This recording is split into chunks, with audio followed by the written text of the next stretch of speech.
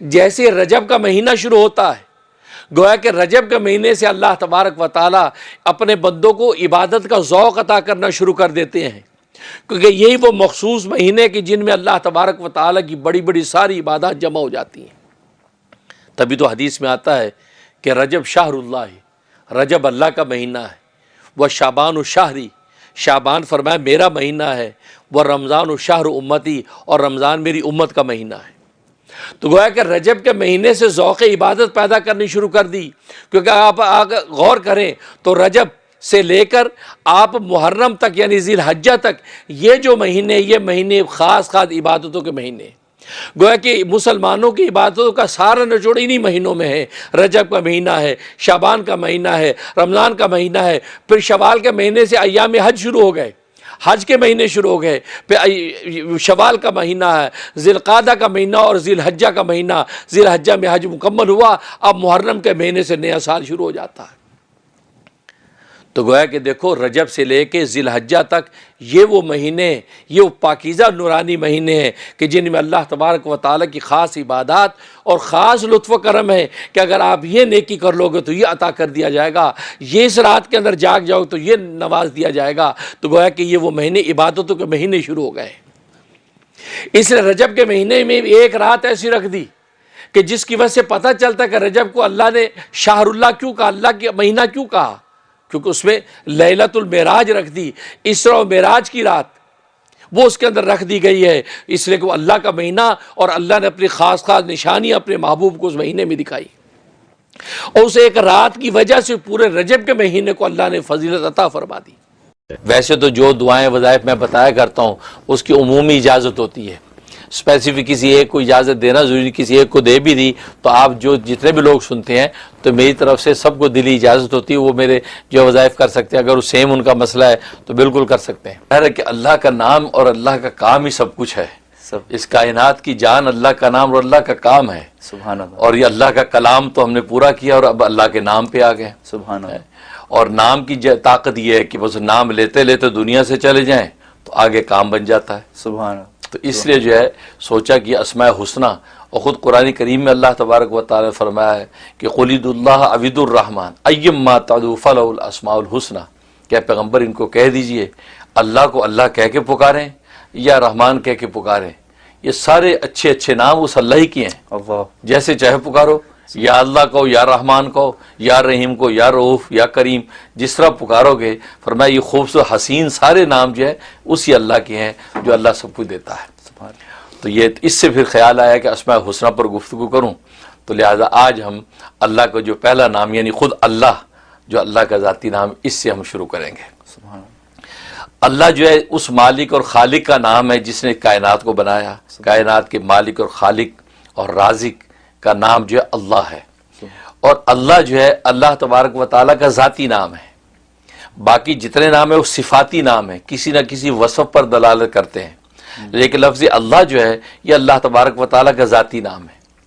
اور مفسرین نے لکھا ہے کہ تمام اسماء حسنہ میں سب سے اعلیٰ اور افضل ترین نام جو ہے وہ اللہ ہے۔ اچھا، ہاں، کیونکہ ظاہر ہے اللہ کا ذاتی نام ہے، ذاتی نام۔ اس لیے علماء فرماتے ہیں کہ یہ علیہ یعلو سے مشتق ہے۔ علیہ یعلو کو من عطا کرنا، اچھا، تو اللہ کو بھی اللہ اس لیے کہتے ہیں کہ وہ عطا کرتا ہے، سبحان اللہ۔ تو عطا بلکہ عطا کرتا ہی اللہ ہے، تو عطا کرنے والی ذات کو اللہ کہا جاتا ہے، اس لیے جو ہے وہ یہ اللہ جو ہے اس ذات کا نام جو ساری کائنات کو عطا کرتا ہے۔ اور یہ نام ایسا مبارک نام ہے کہ اس وقت بھی تھا جب کائنات میں کچھ نہیں تھا، سبحان اللہ۔ اور اس وقت بھی ہوگا جب کائنات میں کچھ نہیں ہوگا، سبحان اللہ۔ بلکہ جب تک یہ نام اس کائنات میں گونجتا رہے گا تو اللہ تبارک و تعالیٰ آسمان و زمین کی کائنات کو قائم رکھیں گے۔ اس لیے حدیث میں فرمایا کہ لا تقوم الساعة حتى يقال في الارض اللہ اللہ، کہ اس روئے زمین پر قیامت برپا نہیں ہوگی جب تک کہ اس زمین پر اللہ اللہ کہا جاتا رہے گا۔ سبحان اللہ۔ یعنی اس میں بھی کسی عبادت کا ذکر نہیں کیا کہ نماز پڑھتے ہوں گے لوگ، روزے رکھتے ہوں گے، زکوٰۃ، بلکہ اللہ اللہ اللہ، بس اللہ اللہ کا ذکر بھی اگر ہوتا رہے گا تو اس نام میں اتنی طاقت اور تاب ہے کہ آسمان و زمین کو تھامے رکھے گا۔ سبحان اللہ۔ اور اگر اللہ کی اس حکم کی اطاعت ہوتی رہے تو پھر تو قیامت کا سوال ہی نہیں ہے۔ تو اس نام میں اتنی طاقت ہے کہ کائنات اس نے تھام رکھا ہے۔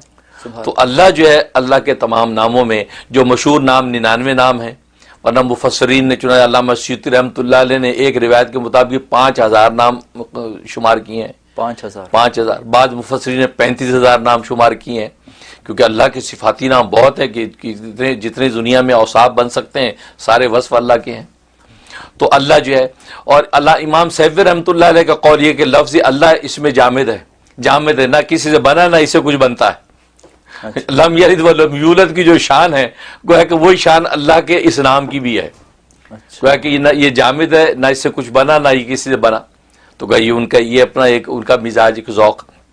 تو لفظ اللہ جو ہے یہ وہ یہ اللہ کا ایک ذاتی نام، اور اس کو ادا کرنا، اس کو جو ہے جب زبان سے لیں تو اس کے بارے میں مفسرین نے لکھا ہے کہ اس کا ادب یہ ہے کہ اللہ کے ساتھ کوئی جو ہے وہ تکریم کا جملہ لگانا چاہیے، یا جیسے تعالی، اللہ تعالیٰ نے فرمایا، یا تبارک و تعالی، اللہ تبارک و تعالیٰ کا ارشاد ہے، یا اللہ جل جلالہ کہنا چاہیے، یا اللہ جل شانہ نے یہ ارشاد فرمایا۔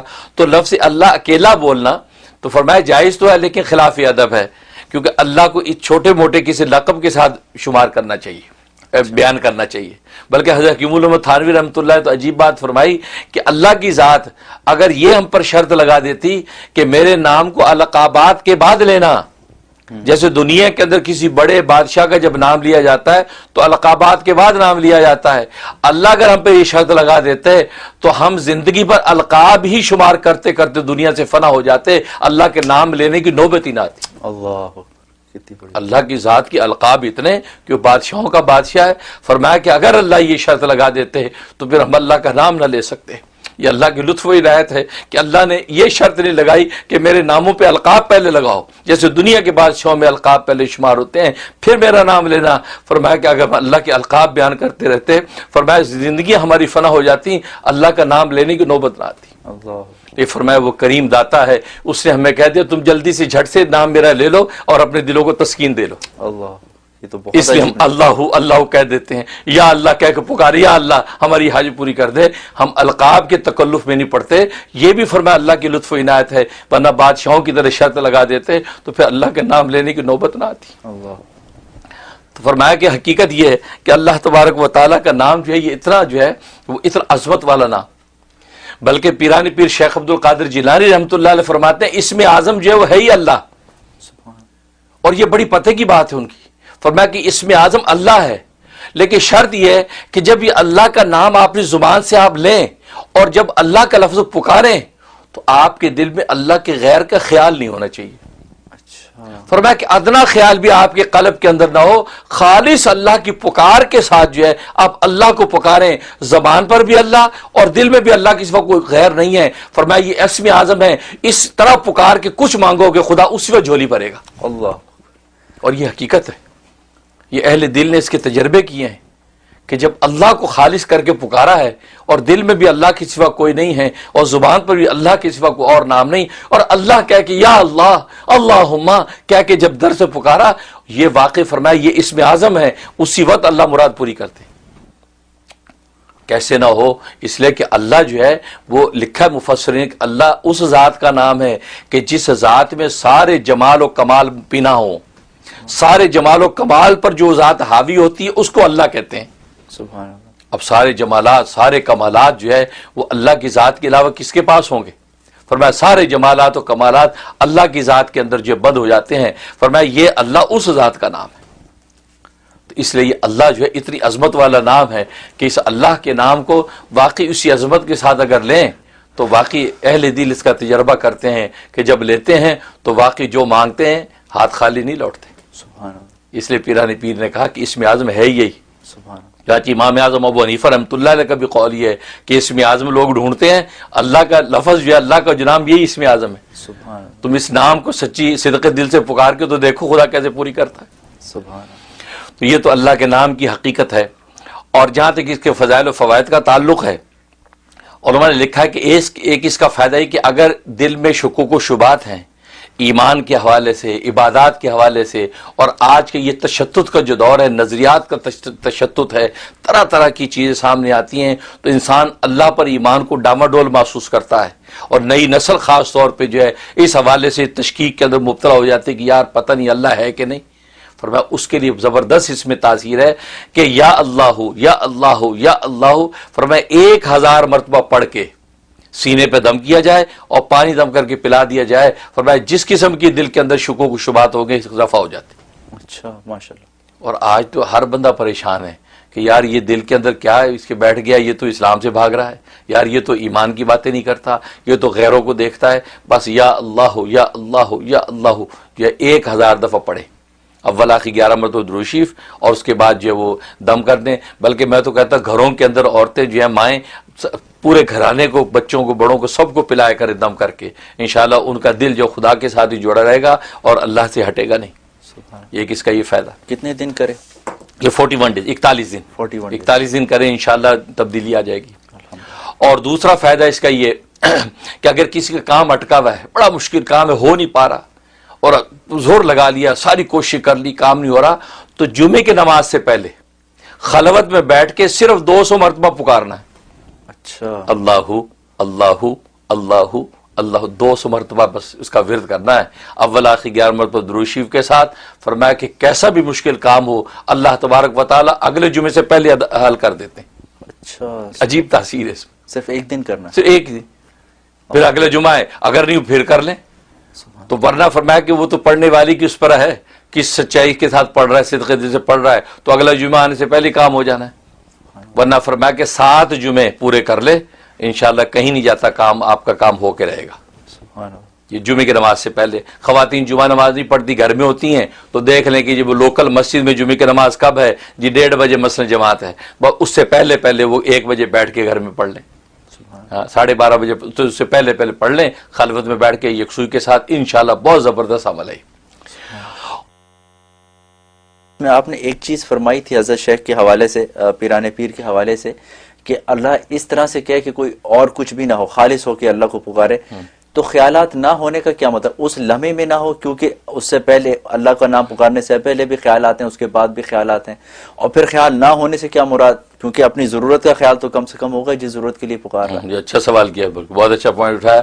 بھئی نہیں، وہ اس لمحے میں جب پکار رہا ہے نا، اور جس ضرورت کے لیے پکار رہا ہے، اس لمحے میں بس یہ تصور و صدق دل سے کہ اس ذات کے علاوہ کوئی کرنے والا نہیں ہے، اس کو پورا اسی ذات ہی نہیں کرنا، اور کوئی کر ہی نہیں سکتا۔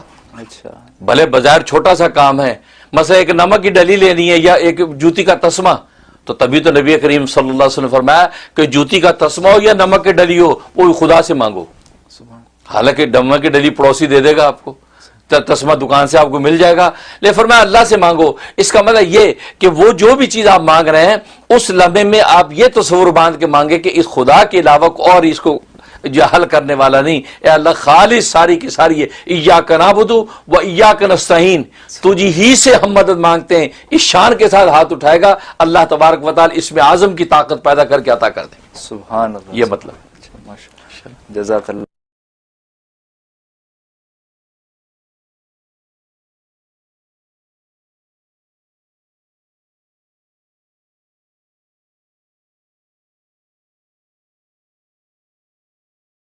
سب سے پہلے تو ٹیلی فون کے جو ڈیز ہیں اس کے بارے میں آپ سب رات نوٹ کر لیں۔